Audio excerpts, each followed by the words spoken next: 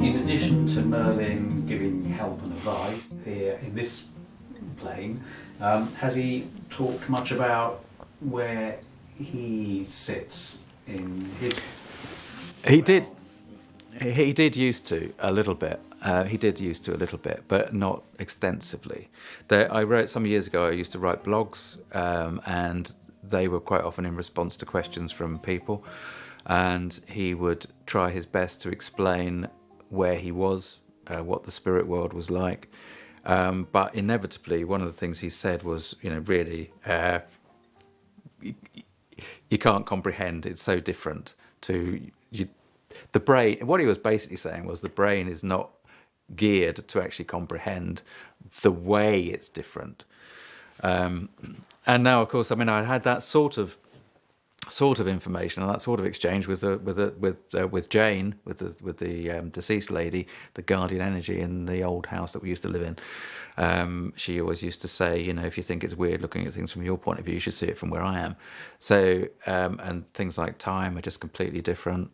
But what Merlin did say, and you get this impression, is that when the angelic realms and spirit guides generally, because obviously he's not angelic in that sense, he's not an angel in that sense, but when these beings from the higher vibrations come down to interact with us on the physical dimension, then they're also coming down into the murk, as he described it, of our emotional pain.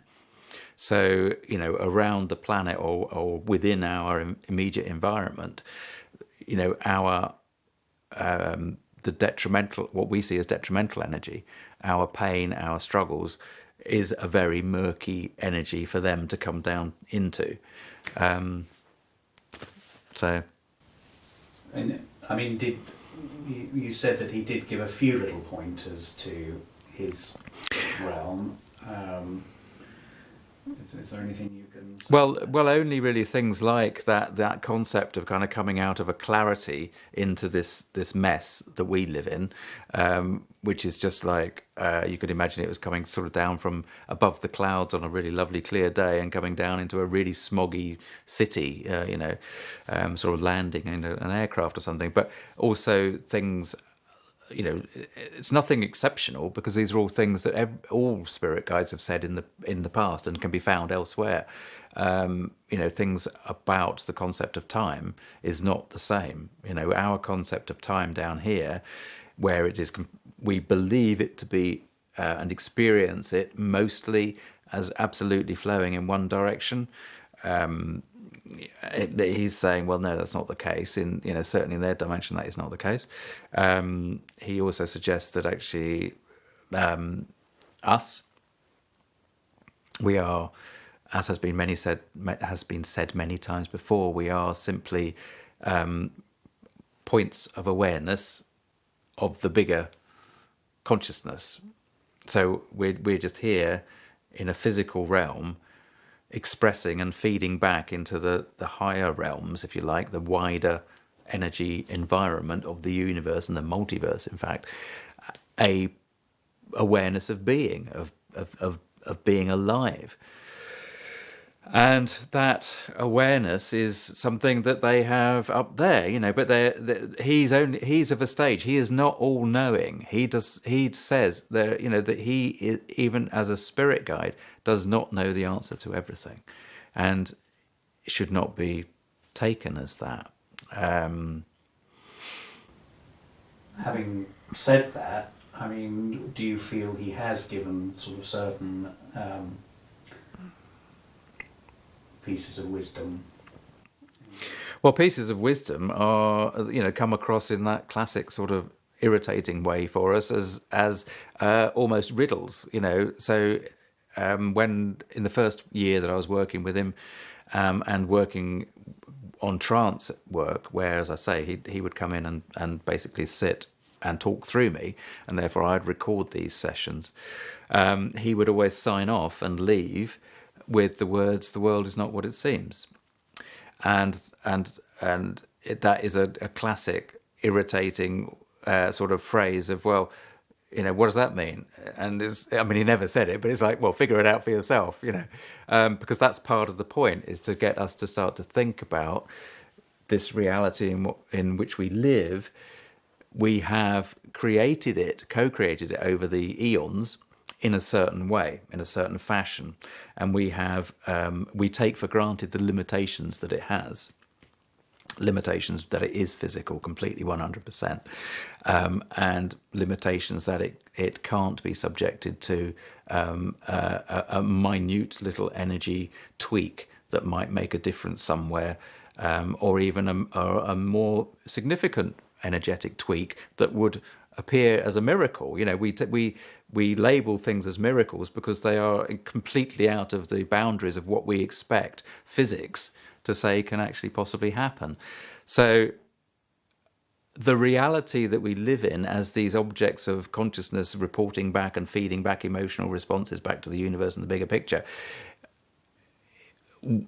we are set within this limiting environment, mostly limited by eons of human belief that this is the limit to this environment. It's almost, as you step out of this environment, when you end of life, as we call it, when we get to our 80 years, or if we're lucky, or whatever, and we step onto the next dimension, we ourselves go into spirit, and therefore we're much closer to beings such as spirit guides like Merlin and the angels, and therefore closer to the ultimate creator. Then we see that we actually have potentially a very, very similar environment in which we can inhabit, but the limits on that environment are freer, because that is what we expect of spirit world. We can have some of those freeing. We can have some of those keys to unlock some of the physical limitations down here on this dimension. It's just that we don't know it most of the time, and this is absolutely built from this. The restrictions of this world are built, I'll push that because it's physical, this world exists because of the energy that holds it in this state. And part of where we are now in the 21st century is actually just tweaking all of those belief systems so that actually the knowledge and understanding of future generations is that this environment is actually more flexible than it seems. Has Merlin ever talked about the purpose of our human lives? Yeah. And it's very short. It's a very short thing that he says. He says, you're here to enjoy yourself. Just don't work. Just enjoy it. Just enjoy it. We ask, so many of us ask so much of the time, what should we be doing? What are we destined to do? Destiny really can only be looked at as a retrospective thing. You look back on your life and you say, well, that was my destiny. Well, okay, fine. If you've enjoyed your life and you've done what you wanted to do, you get to the end of it and you say, well, that's what I was destined to do. Well, fine. That's destiny. But it's a He's told me, and I believe it completely, that this idea that we are born to do just one thing in this life, I think is incorrect, right? And I'll tell you partly why. I have asked him many, many times, what should I be doing? And his response these days is, what do you want to do? Well, you tell me Merlin, come on, you tell me, what did I agree to do before I came down here? Well, you agreed to a number of things. And it seems that we agree to a certain set of scenarios that will elicit certain emotional responses from us, right? So what we agree to before we come down here is not necessarily what we do, but what we hit, what list of emotional challenges we face while we're here. So we could go off and I could have joined the army or the navy or gone to work in a submarine, shall we say, and the emotional challenges that I would have faced would have been exactly the same as if I'd spent 20, 30, 40, 50 years let's say I was a successful film director. I was neither of these things, clearly, but had I been. So, or if I'd been a hill farmer, farming sheep, the emotional situations that I might have ticked off have encountered and faced and drawn conclusions from and learnt from would have been exactly the same. Now, those could have been revolving around grief, for example. I could have been a hill farmer in a remote place and still encountered massive amount of grief in my life in exactly the same way as I could have been working on a submarine, a nuclear submarine in the middle of the Atlantic or wherever, and equally have experienced a massive amount of grief somehow. Now, actually, ironically, of course, both those two things are isolation in a certain sense. That's just coincidence that I've used those two examples. I could have been the Prime Minister of England and still have hit the grief scenario. Do you see what I'm saying? Is that the scenarios, that the important things we do are not what we do in terms of action, but what we experience in terms of emotion, which actually we have very little control over how we encounter emotional situations as we go through life.